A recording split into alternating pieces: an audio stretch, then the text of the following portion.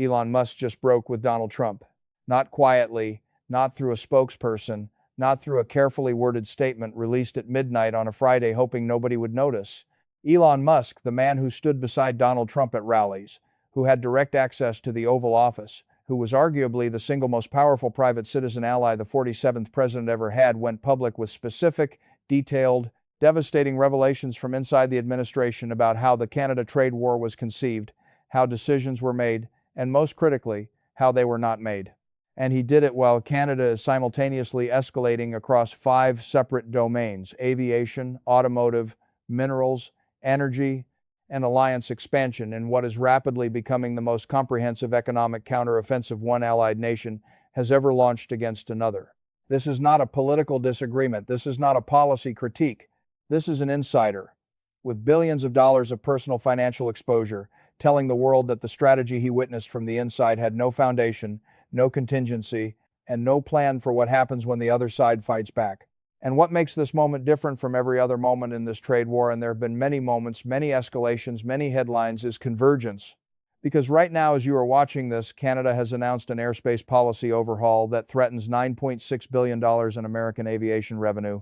The most integrated automotive supply chain on Earth is being severed at 7 border crossings simultaneously. Canada is signaling a mineral embargo that would cut off critical battery materials, defense metals, and industrial minerals that the United States cannot source domestically at any price. Electricity prices for the American Northeast are rising because Hydro-Quebec has imposed a trade policy adjustment surcharge, and Canada has signed new bilateral trade agreements with Germany, Japan, South Korea, and the European Union agreements that create alternative markets for every single resource that used to flow south. All of that was happening before Musk went public. Now add the insider confirmation that none of it was anticipated. Teaser, and then there's Warren Buffett. Because Warren Buffett responded to Musk's revelations with an extended commentary that connected the insider exposure to the external escalation with a single devastating observation. Quote, "When the allies start leaving, you've reached the final stage." We'll get to Buffett's full analysis, and it is extraordinary, the most detailed public commentary he has ever made on the trade war. But first, you need to understand why Musk's break matters more than any previous criticism from any previous source. If you're not subscribed to this channel, subscribe now, not because I'm asking, but because what you're about to hear explains why this moment is qualitatively different from everything that came before. This isn't another trade war update. This is the inflection point. Subscribe now and let's get into it. Musk's credibility. Why this is different? Let me be very precise about why Elon Musk's public break with Donald Trump over the Canada trade war is categorically different from every other criticism, every other objection, every other warning that has been issued over the past 8 months. When Canada objects, the White House calls it an adversary protecting its interests. When Warren Buffett criticizes, the White House says he's a Democrat who donated to Hillary Clinton. When the media reports, the White House says fake news. When economists warn, the White House says they're ivory tower academics who've never run a business. When foreign leaders express concern, the White House says they're jealous of American strength. Every critic had a label. Every warning had a dismissal framework. Every objection could be categorized, filed, and ignored. Elon Musk had none of those labels. He was not a political opponent. He supported Trump publicly, repeatedly, with his platform, his money, and his personal credibility. He was not a media critic. He owned a major social media platform and used it to amplify the administration's message. He was not a foreign leader. He's an American citizen running American companies. He was not an academic. He runs the largest electric vehicle manufacturer on Earth, the most successful private space company in history, and a constellation of technology enterprises that collectively employ over 200,000 people. Elon Musk was the ultimate insider, and the ultimate insider just told the world that the emperor has no clothes. There is no dismissal framework available. There is no label that works. You cannot call Elon Musk a liberal. You cannot call him a globalist. You cannot call him anti-business. You cannot call him uninformed. You cannot call him an outsider who doesn't understand how things work inside. He was inside. He saw how things work, and he's telling you Musk's financial motivation. Now, before we get to the specific revelations, you need to understand why Musk broke. Because this wasn't ideological. This wasn't philosophical. This wasn't about values or principles or grand strategy. This was about money. Billions of dollars. His companies, his supply chains, his competitive position, and understanding the financial motivation is essential because it makes the revelations more credible, not less. Tesla's supply chain runs through Canada like blood runs through arteries. Canadian nickel essential for battery cathodes, the single most important component in electric vehicle range and performance. Canadian cobalt critical for battery stability and longevity. Canadian lithium increasingly sourced from new deposits in Ontario and Quebec. Canadian aluminum used in body panels, chassis components, structural elements of every Tesla model.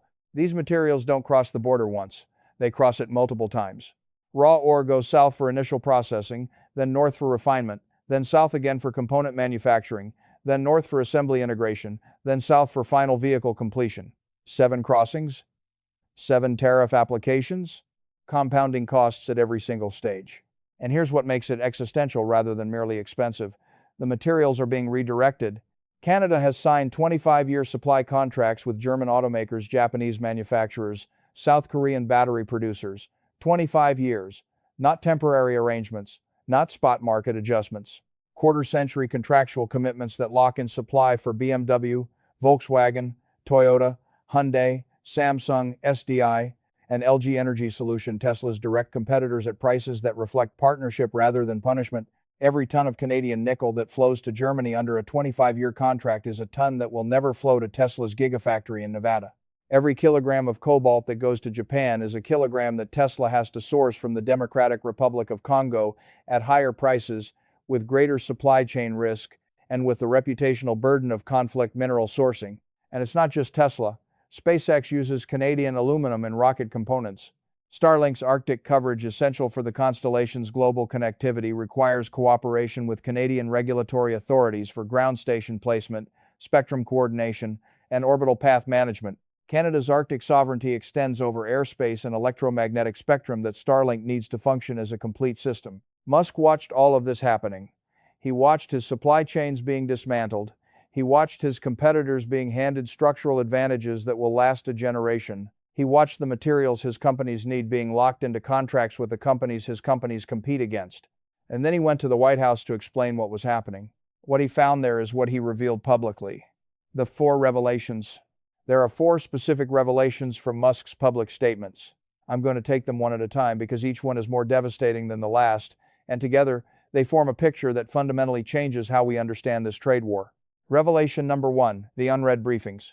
Musk disclosed that the Trump administration was presented with a comprehensive economic analysis prepared jointly by the Council of Economic Advisors, with data contributions from Tesla, General Motors, and Ford showing in granular, company-specific, supply chain-specific detail that the tariffs on Canada would damage American industry more than Canadian industry. The analysis reportedly included modeling of cross-border supply chain compounding, automotive sector integration disruption, critical mineral dependency exposure, energy import vulnerability, and second-order effects on American consumers, including price increases across 17 product categories. The analysis was presented to the president, and according to Musk, and this is a direct quote, he didn't read it. I know he didn't read it because I asked him about the specific findings 2 days later, and he had no idea what I was referring to. Let that land. A comprehensive economic analysis prepared by the president's own economic advisors, with proprietary data from the 3 largest American automakers, warning that the tariff policy would backfire, and the President of the United States didn't read it. Didn't skim it, didn't have someone summarize it, had no idea what it contained when asked about specific findings 48 hours later. This isn't an allegation from a political opponent. This is testimony from a man who was in the room, who contributed data to the analysis, who personally followed up with the president, and who received a blank stare in response. Revelation number 2, more about messaging than economics. Musk disclosed that a senior White House official, he did not name the individual, but described them as having direct involvement in tariff policy formulation, admitted directly to him that the tariff strategy was, quote, more about messaging than economics. More about messaging than economics. The tariffs were a communication strategy wearing an economic policy's clothes. This means the administration knew, or at least senior officials within the administration knew, that the tariffs were not designed to achieve an economic objective. They were not designed to rebalance trade. They were not designed to protect American industry. They were not designed to create leverage for negotiation. They were designed to look strong. They were designed to generate headlines. They were designed to communicate toughness to a domestic audience. And the economic consequences, the supply chain destruction, the price increases, the competitive disadvantage, The alliance damage, the retaliatory escalation were secondary considerations. Communication strategy first, economic reality second. Revelation number 3, no plan for what happens next. This is the one that, in my assessment, will do the most lasting damage. Musk disclosed that he directly asked senior administration officials, multiple officials, on multiple occasions what the plan was for Canadian retaliation. What happens when Canada responds? What happens when they restrict minerals? What happens when they raise energy prices? What happens when they redirect supply chains? What happens when they build alternative markets? The answer, according to Musk, silence, and then eventually a single sentence, Canada will come around. That was the contingency plan. That was the strategic depth. That was the full extent of the administration's planning for the most comprehensive retaliatory campaign by a U.S. ally in modern economic history. Canada will come around. As Musk put it, there was a plan to impose tariffs. There was never a plan for what happens next. No modeling of Canadian retaliation scenarios, no assessment of mineral embargo impact, no analysis of energy dependency exposure, no contingency for supply chain redirection, no preparation for allied coordination against the United States, no plan, no backup, no fallback, no alternative, no second move, just a first move, and an assumption that the other side would fold. Revelation number 4, the personal exchange with Trump, and this is the one that transforms the other 3 from alarming to devastating. Musk disclosed that he personally presented Tesla's supply chain data to President Trump, not through intermediaries, not through a memo, face-to-face, with charts, with numbers, with specific projections of how Canadian material redirection would damage Tesla's competitive position, increase costs, and benefit Chinese and European competitors.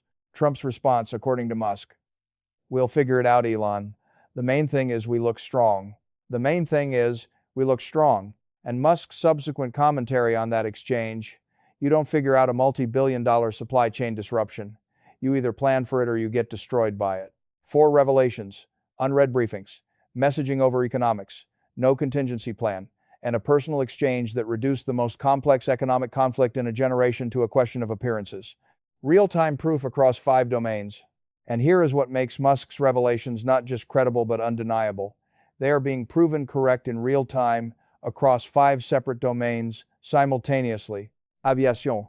Canada has announced an airspace policy overhaul that includes an 85% increase in overflight fees, suspension of open skies agreements on 14 high-traffic routes, priority reclassification during peak hours, and a preferential aviation pact with the European Union. The annual impact on American carriers, $9.6 billion. You cannot fly from New York to London, Boston to Paris, Chicago to Frankfurt, or Los Angeles to Tokyo without crossing Canadian airspace. 4,700 American flights cross Canadian skies every single day. And there is no alternative route. You cannot build a new continent. Was there a contingency plan for this? According to Musk, no. Automotive integration severance.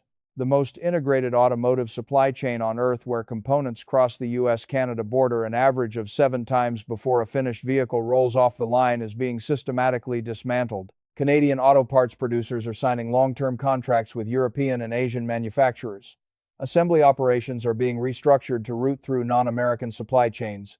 The 7-crossing tariff compounding has made North American automotive integration economically irrational. Was there a contingency plan for this? According to Musk, no. Mineral embargo signals. Canada has signaled through regulatory filings, export license reviews, and public statements that a comprehensive mineral embargo is being prepared.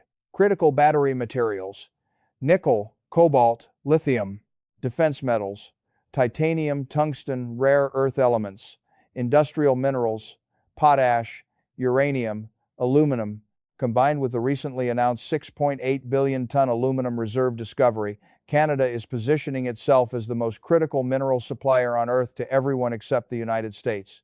Was there a contingency plan for this? According to Musk, no. Energy squeeze. Hydro-Quebec has imposed a trade policy adjustment surcharge of 25 to 30% on electricity exports to the American Northeast. New York, Boston, New England regions that import up to 20% of their electricity from Canada during peak winter demand are facing immediate cost increases with no alternative supply. Nuclear plants have been closed. Gas pipelines are capacity constrained. Renewables are intermittent. Every alternative requires 5 to 10 years to build. The dependency exists today. The restriction applies today. Was there a contingency plan for this?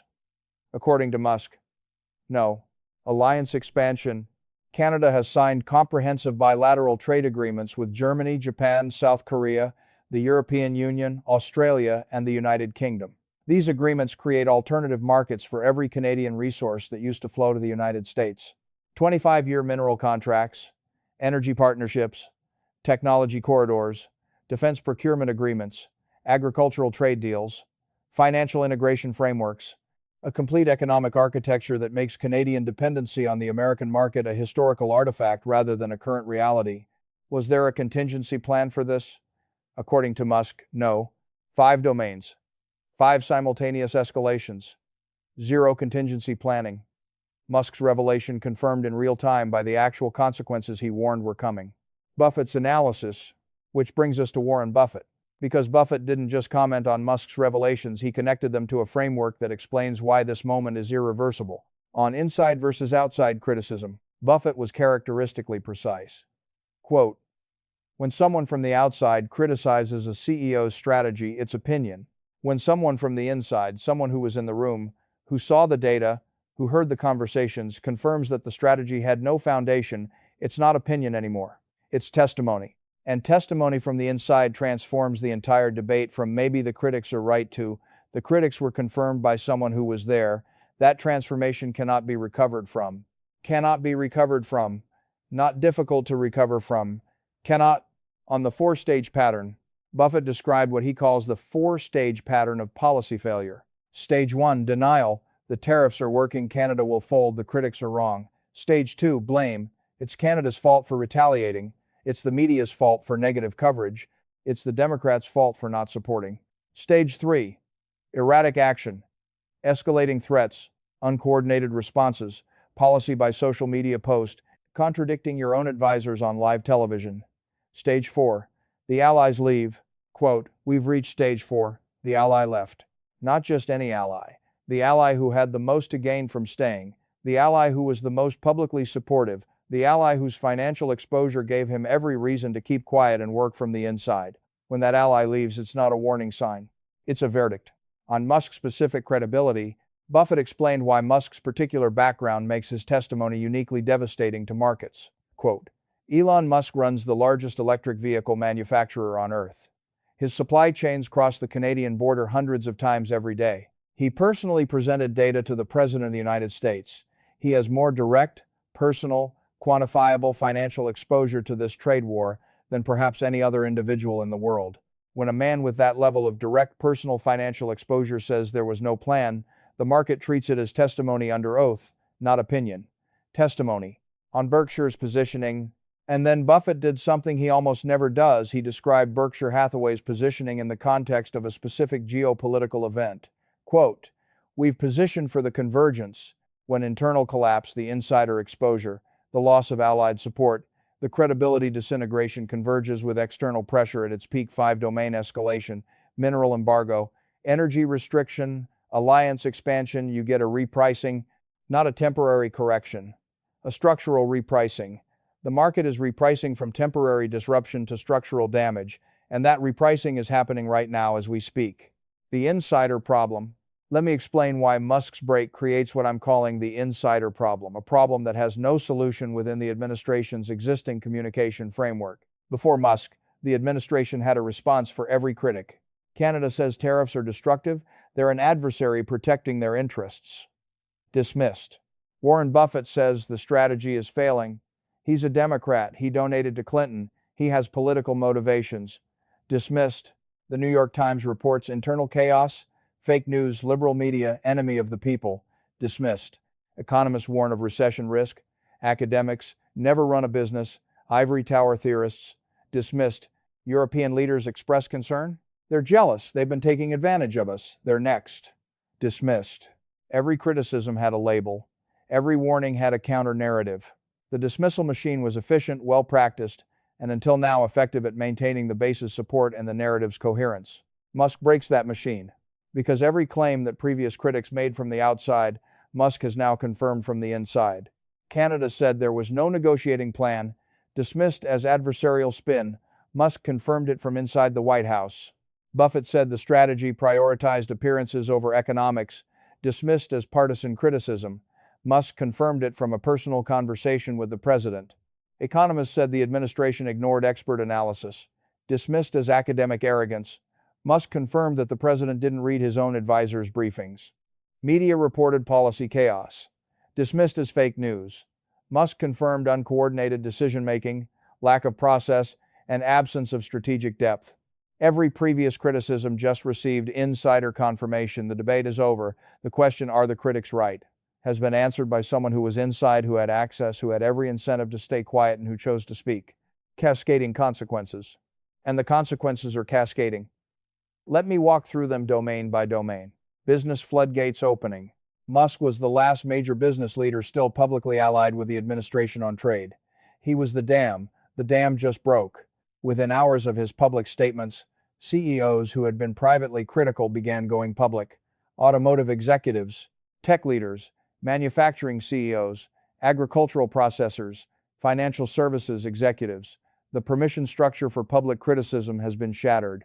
If Elon Musk, the ultimate insider, the ultimate ally, says it's broken, then every business leader who was staying quiet out of loyalty or fear of retaliation now has cover to speak. Market signal. Markets are repricing, not adjusting. Repricing. There is a critical distinction. An adjustment is temporary. Markets dip, then recover when the noise fades. A repricing is structural. Markets reassess the fundamental value of assets based on a changed understanding of reality. Musk's revelations changed the market's understanding of reality. The trade war is no longer priced as a temporary disruption that will be resolved through negotiation. It is being priced as structural damage that will compound over time because there is no strategy, no plan, and no mechanism for resolution. The S&P 500 dropped. The Dow fell. The Nasdaq retreated. But more importantly, specific sectors moved in ways that reveal structural repricing. Automotive stocks plunged, energy stocks softened, airline stocks crashed, financial stocks declined, and most tellingly, Canadian assets surged. The Canadian dollar strengthened, Canadian mining stocks soared, Air Canada jumped 14%, the market picked a side, and it didn't pick Washington. Political fallout. Republican senators from states directly affected by Canadian retaliation, Iowa, Nebraska, Kansas, Indiana, Missouri, Ohio, are calling the White House, not to express support, not to coordinate messaging, to demand damage control. Potash exports from Canada feed the agricultural economies of these states. Energy flows from Canada power their industries. Mineral supplies from Canada feed their manufacturing. These senators aren't defending the president's trade strategy. They're asking how to protect their constituents from its consequences. The Republican coalition is fracturing along geographic lines that exactly mirror Canada's targeting. And that targeting is not accidental. It was designed to create precisely this fracture. Carney's team identified the states with the highest dependency on Canadian exports, cross-referenced them with their senators' political vulnerability, and directed retaliatory measures with surgical precision.